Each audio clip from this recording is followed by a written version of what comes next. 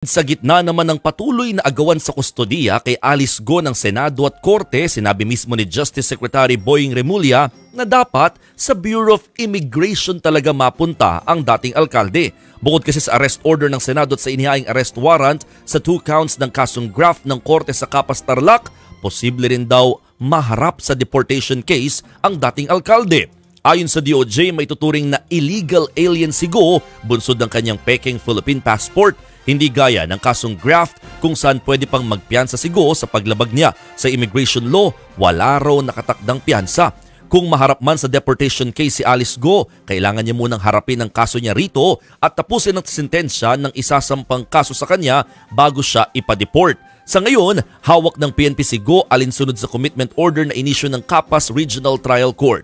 Pero naghihintay ngayon ng DOJ sa sagot ng Ombudsman kung dapat bang sa Tarlac talaga isinampa ang graft case ni Go kahit sa Sandigan Bayan dapat.